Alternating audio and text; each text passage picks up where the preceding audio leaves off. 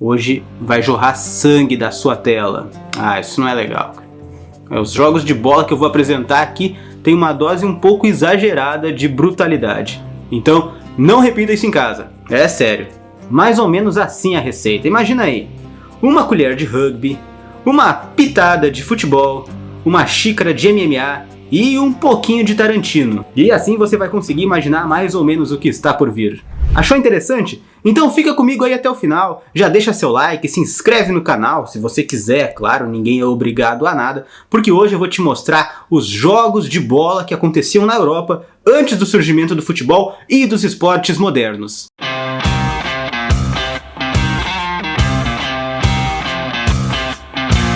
Se você não viu a primeira parte, vai lá ver. Mas só para lembrar antes de começar, o que nós estamos abordando aqui não representa um percurso lógico de influências até o surgimento do futebol. Esse é um fenômeno bem diferente. Vamos começar na Grécia Antiga. Esse é o mais simples e provavelmente o com menos informações disponíveis.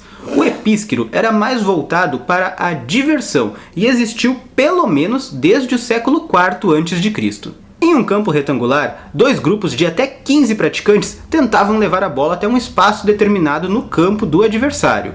A bola provavelmente era uma bexiga de boi cheia de ar e areia. Da prática do epísquero, é provável que tenha surgido o nosso próximo jogo de bola, o Arpastum, que se originou provavelmente por volta do século III a.C. na Roma Antiga. O Arpastum era voltado para o aperfeiçoamento militar, para deixar a galera bem forte, bem atlética, e também podia ser usado como um exercício para treinar táticas de guerra. Uma perguntinha para você, se a zaga do seu time fosse a responsável pela sua defesa numa guerra, você estaria protegido? Mas o Arpastum superou suas origens militares e se tornou bastante popular por volta do século I, apesar de continuar sendo como uma batalha simulada. Essas práticas faziam constante uso das mãos para carregar a bola, então tem muito mais a ver até mesmo com o rugby do que com o futebol. As regras são bastante imprecisas e variam de fonte a fonte, mas é provável que o Arpastum seja mais ou menos assim. Você deveria recuperar a bolinha menorzinha do seu adversário e protegê-la no seu campo para que o adversário não pegasse ela de volta. E tinha uma bola maior?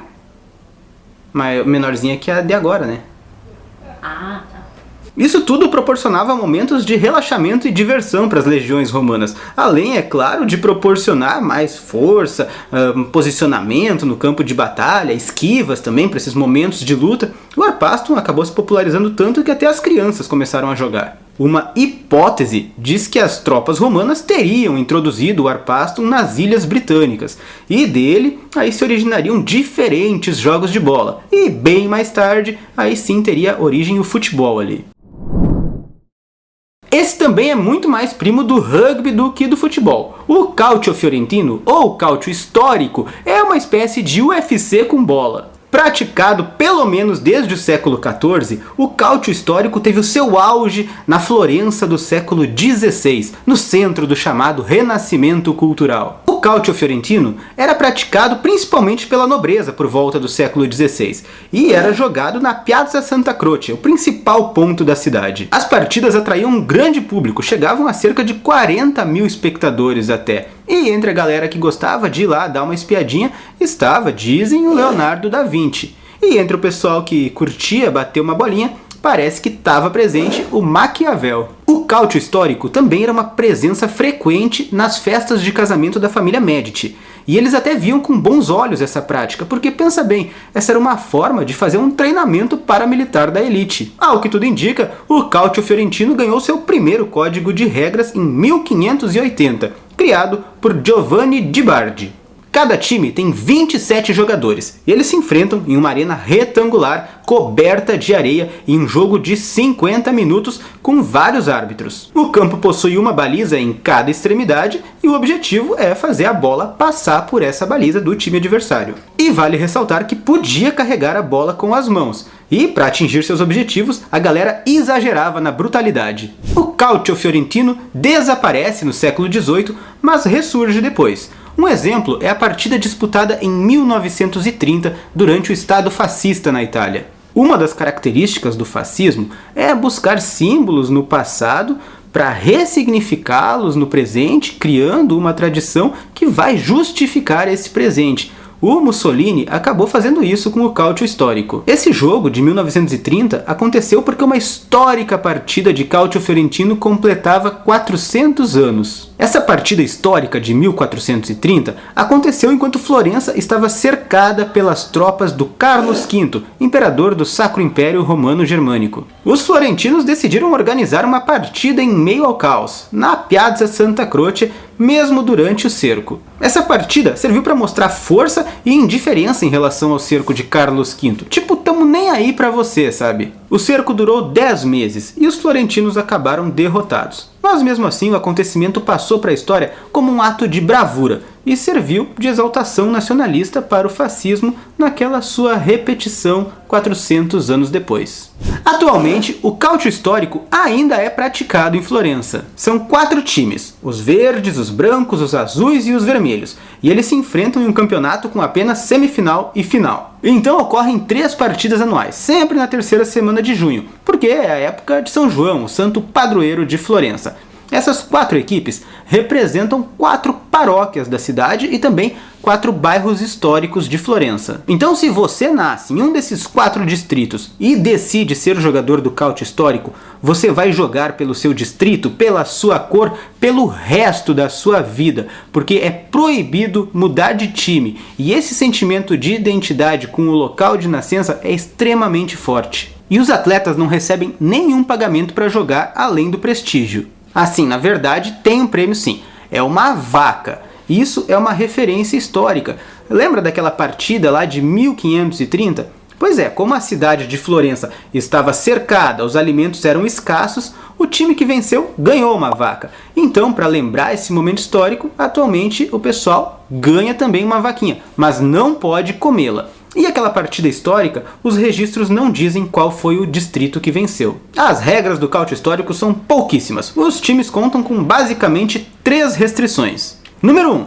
Não atingir o adversário por trás. Você não pode chegar e dar um soco, um chute pelas costas do adversário, né? Você até pode dar aqueles empurrões estilo rugby para derrubar ele. Número 2.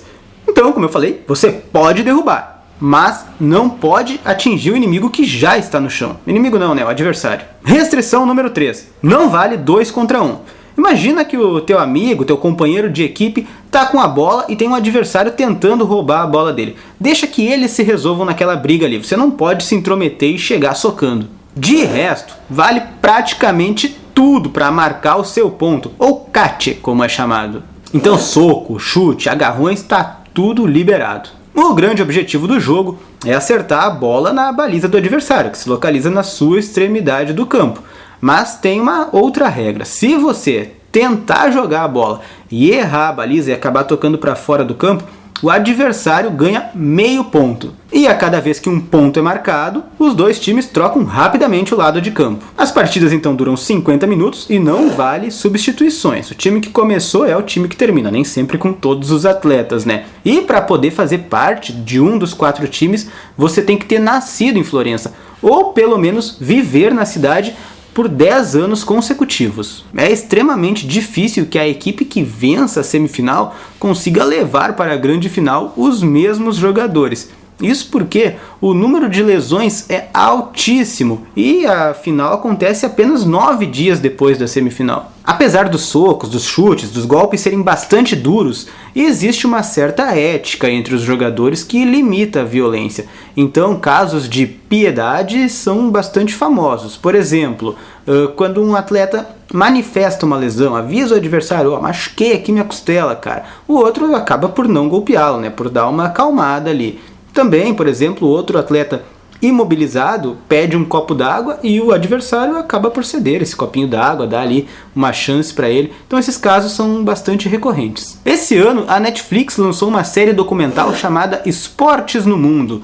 E o primeiro episódio é justamente sobre o Calcio Histórico. Vale a pena dar uma olhada. Esse episódio conta um pouco da história dessa prática e também mostra os bastidores da grande final de 2019, entre brancos e vermelhos. E é muito legal para acompanhar a atmosfera de Florença na época do Calcio Histórico e também todo o apego a essa tradição. Vale lembrar que o termo calcio é usado até hoje na Itália para se referir ao futebol. Nos feedbacks do último vídeo, meu amigo Paulo me lembrou do filme O Caminho para Eldorado, porque ali tem uma representação do tlacli, aquele jogo de bola que eu falei no último vídeo, aquele jogo ritual mesoamericano em que você não podia usar nem as mãos nem os pés para fazer a bolinha passar pelos aros. Então fica a dica, essa animação da DreamWorks foi lançada no ano 2000 e conta a história do Miguel e do Túlio, dois espanhóis que procuram a lendária cidade de Eldorado, e já passou várias vezes na sessão da tarde. Chegando na lendária cidade de Eldorado, eles se passam por deuses para os nativos. Essa obra se passa no início do século XVI, no contexto das grandes navegações,